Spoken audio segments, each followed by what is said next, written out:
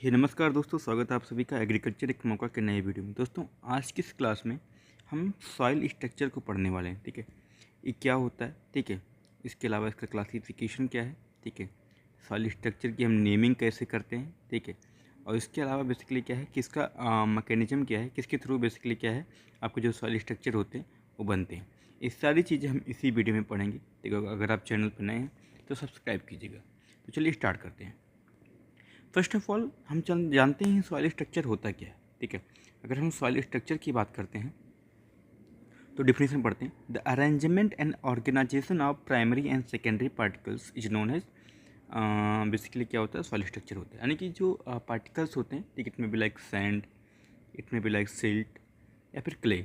ठीक है, इनकी जो अरेंजमेंट होती है उनको हम क्या बोलते हैं, सॉइल स्ट्रक्चर बोलते हैं। अगर आप देखें तो बेसिकली क्या है, कोई एक सिंगल पार्टिकल इस तरह से यहाँ पे रखा हो तो क्या वो कोई स्ट्रक्चर का फॉर्मेशन कर रहा है? नहीं।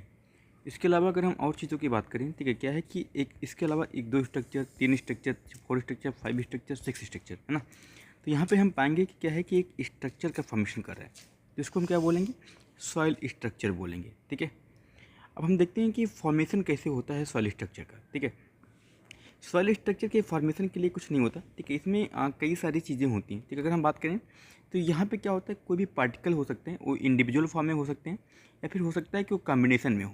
ठीक है, अब जब ये पार्टिकल्स कंबाइन होते हैं तो एक फॉर्म का आंतरिक रूप धारण कर लेते हैं, जिसको हम क्या बोलते हैं, सॉइल स्ट्रक्चर बोलते हैं। ठीक है, until and unless this particles are not arranged we will not consider as soil structure. Okay, अगर अब हम यहाँ पे देखें कि ऐसी सॉइल्स जो बेसिकली क्या होती हैं, सिंगल ग्रेन्स की बनी होती हैं। ठीक है, यानी कि जैसा मैंने आपको पहले बताया कि यहाँ पे कोई अरेंजमेंट आपको देखने को नहीं मिलेगा, तो ऐसी सॉइल्स कैसी होंगी, स्ट्रक्चर लेस होंगी। ठीक है, बट अगर ऐसी सॉइल्स होंगी जिसमें क्या होता है कोई पर्टिकुलर शेप का फॉर्मेशन होगा तो उसको हम क्या बोलेंगे, ठीक है, उसको हम बोलेंगे एग्रीगेटेड या ग्रेनुलेटेड स्ट्रक्चर बोलेंगे। ओके, तो ये कुछ ठीक है कॉमन बातें थी। ठीक है, अब हम बात करते हैं मैकेनिज्म की। अच्छा, एग्रीगेट बनते कैसे? ठीक है, एग्रीगेटेड सॉइल का जो फॉर्मेशन होता है वो कैसे होता है? ठीक है, अगर पार्टिकल्स ऐसे ऐसे बिखरे हुए हैं तो क्या अपने आप ही वो अरेंज हो जाएंगे? नहीं।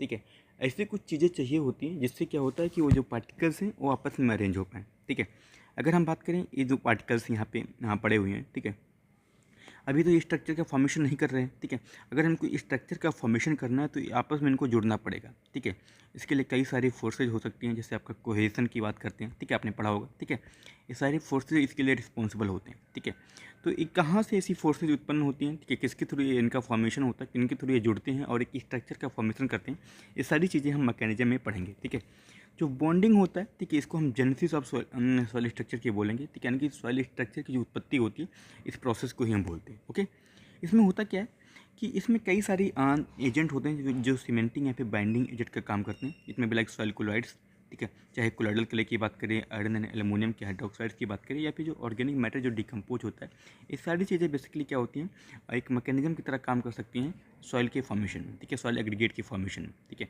अगर हम कोलॉइडल क्ले की बात करें, ठीक है, लाइक इट में भी लाइक जो भी कोलॉइडल क्ले होते हैं, अगर आप कोलॉइडल क्ले को पढ़े होंगे तो बेसिकली आप पाएंगे क्या होता है, जो कोलॉइड्स होते हैं इनकी जो सरफेस एरिया होती है बहुत छोटी होती है। इसका मतलब क्या होता है, यानी कि अगर हम एक बड़ा सा पार्टिकल है इतना बड़ा, ठीक है, अगर उसको बहुत छोटे छोटे पार्टों में तोड़ दें तो बेसिकली क्या है कि कुछ ऐसे दिखेंगे, तो हमको क्या मिलेगा, इसका बहुत ज़्यादा सरफेस एरिया देखने को मिलता है। और इसके लिए इसमें जो सरफेस चार्जेज होती हैं वो बहुत ज़्यादा होती हैं, जिसकी वजह से बेसिकली क्या होता है, ये एक दूसरे को अट्रैक्ट करती हैं।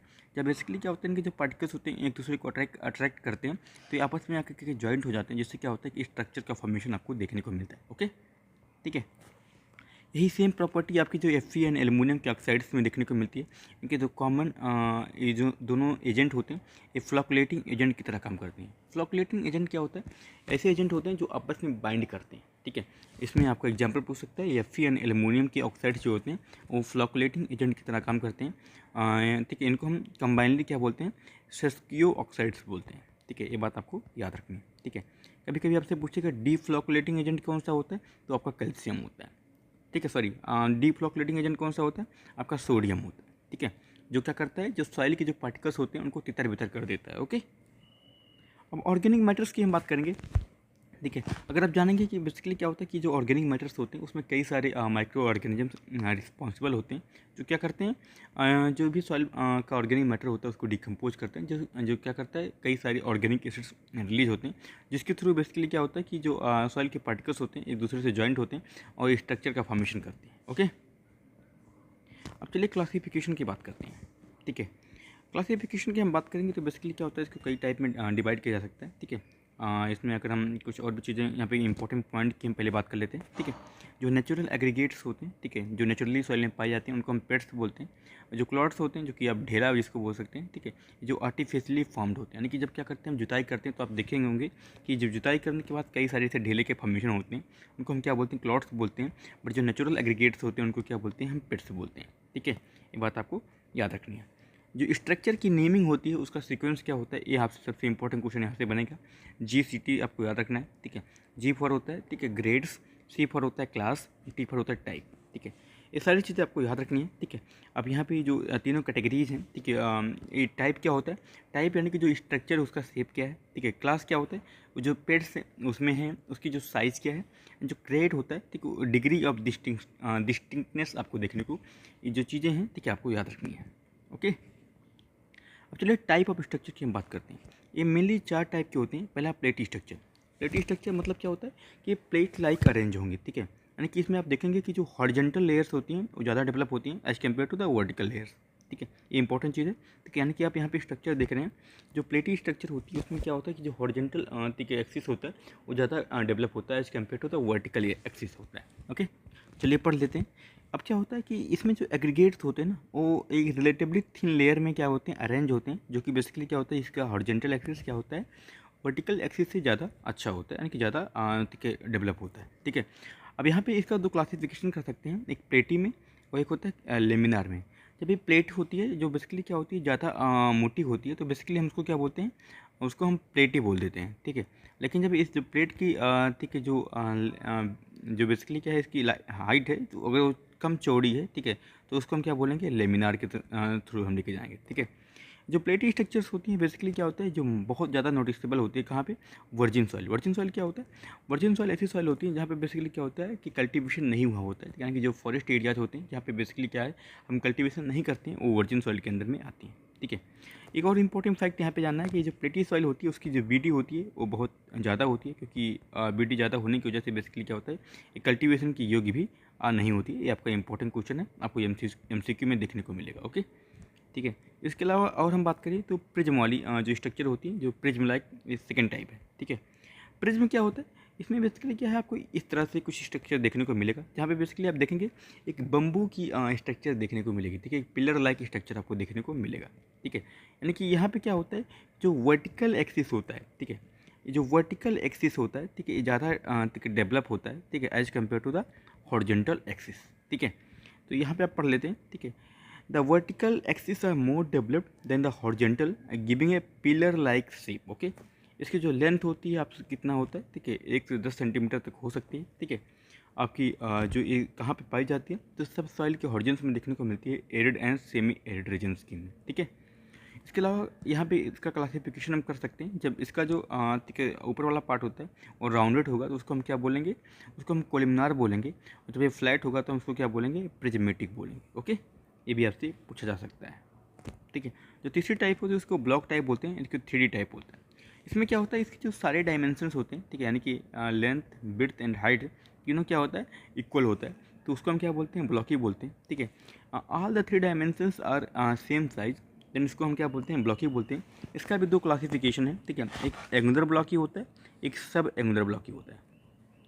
एंगुलर ब्लॉकी में क्या होता है ना कि जो ये सर्फेसेज हैं, ठीक है, इसमें क्या होता है, कोन का जैसा आपको स्ट्रक्चर देखने को मिलेगा, यानी कि एंगुलर शेप का देखने को मिलेगा। ठीक है, आप पढ़ लेते हैं। ठीक है, when the faces are flat, यहाँ पे आप देखेंगे कि जो सारे फेस हैं, ठीक, वो क्या है, फ्लैट हैं। ठीक है, बट साथ साथ में जो एजेज होते हैं, ठीक, वहाँ पे क्या होता है, एंगुलर स्ट्रक्चर आपको देखने को मिलता है, तो उसको हम क्या बोलते हैं, एंगुलर ब्लॉकी बोलते हैं। लेकिन जब बेसिकली क्या होता है कि यहाँ पे जो फेसेज होते हैं, ठीक, वो थोड़ा राउंड शेप के हैं, यहाँ पे आप देखेंगे समथिंग लाइक दैट, यहाँ पे इस तरह से है। ठीक है, तो यहाँ पे कोई एंगुलर स्ट्रक्चर देखने को नहीं मिल रहा है, इसलिए इसको हम क्या बोलते हैं, सब एंगुलर ब्लॉकी बोलते हैं। चौथा जो सबसे इंपॉर्टेंट है, स्फेरॉइडल स्ट्रक्चर जो बोलते हैं, जिसको हम स्फीयर बोलते हैं। ठीक है, सबसे इंपॉर्टेंट स्ट्रक्चर यही होता है, क्योंकि एग्रीकल्चर में सबसे ज़्यादा यूज होने वाला स्ट्रक्चर यही होता है, ठीक है। इसमें क्या होता है, जो एग्रीगेट्स होते हैं, ठीक है, वो क्या करते हैं, राउंड राउंड होते हैं, ठीक है, जो आपस में क्या होते हैं, जुड़ जाते हैं, ठीक है। ये स्फीयर लाइक स्ट्रक्चर होते हैं, जहाँ पे इन्फिल्ट्रेशन, परकुलेशन, एरेशन, सारी की सारी चीज़ें क्या होती हैं, अच्छी होती हैं, ठीक है। यहाँ पे दो इंपॉर्टेंट टाइप होता है, ग्रेनुलर एंड क्रम्बी, ठीक है, ठीक है। दोनों ही अच्छी होती हैं, लेकिन अगर आपसे पूछा जाए कि एग्रीकल्चर के लिए सबसे अच्छी कौन सी है, तो क्रम्बी स्ट्रक्चर सबसे अच्छी होती है, ठीक है। सबसे इंपॉर्टेंट यही क्वेश्चन आपका बनता है कि which is the best soil structure for agriculture, that is crumby, okay. अब जो ग्रेनुलर होती है उसमें क्या होता है कि जो पोरोसिटी होती है तो वो थोड़ी कम होती है, ठीक है।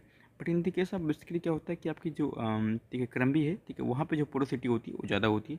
यही दोनों में डिफरेंस होता है। यहाँ पे जो पार्टिकल्स होते हैं क्रम्बी की कंडीशन में, वो क्या होते हैं कि बहुत ज़्यादा फाइन होते हैं, तो जिसकी वजह से बेसिकली क्या होती है कि जो प्रोडक्टिविटी होती है वो अच्छी होती है, ठीक है। यहाँ पे जो सबसे इंपॉर्टेंट लाइन आपकी दी गई है, जो क्रम्बी होती है उसको क्या बोलते हैं, बेस्ट फॉर एग्रीकल्चर पर्पज़ के लिए सबसे इंपॉर्टेंट होती है, ठीक है।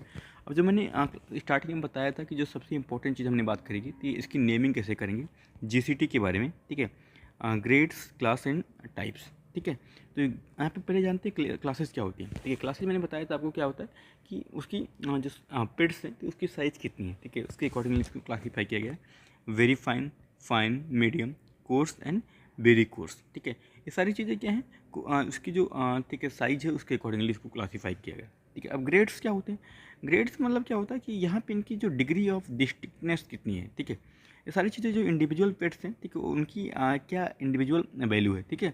It is determine the stability of the aggregates, है ना, ठीक है। अगर हम जो एक कोई स्ट्रक्चर है इस टाइप से, ठीक है, तो यहाँ पे इस स्ट्रक्चर की जो स्टेबिलिटी है वो पांचों के ऊपर डिपेंड करता है, ठीक है। अगर वो पांचों टाइटली अरेंज्ड हैं तो बेसिकली क्या होता है, वो जो ज़्यादा स्टेबल होगा। अगर ठीक है पांचों लूजली अरेंज है तो इनकी जो स्टेबिलिटी होगी वो कम होगी, ओके। तो ये सारी चीज़ें किसके अंदर आती हैं, ग्रेड्स के अंदर आती हैं, ओके। तो ग्रेड्स में अगर हम बात करें तो इसमें 3-4 टाइप की होती हैं। पहला होता है स्ट्रक्चरलेस। इसमें क्या होता है, इसमें कोई नोटिसेबल एग्रीगेशन देखने को नहीं मिलती, यानी कि इसमें जो अरेंजमेंट होती है तो वो कोई ऐसे ऐसे होती है, बहुत दूर दूर तक होती है, यानी कि बहुत क्लोजली अरेंज नहीं होती, ठीक है। इसलिए यहाँ पे जो कंडीशन होती है वो लूज सैंड में आपको देखने को मिलती है, ठीक है। अगर आप लूज सैंड को देखेंगे तो वहाँ पे अगर हम पाएंगे तो क्या होता है कि वहाँ पे जो पार्टिकल्स हैं वो बहुत दूर दूर तक होते हैं, ठीक है। वहाँ पे कोई पर्टिकुलर एग्रीगेशन आपको देखने को नहीं मिलता है, ठीक है।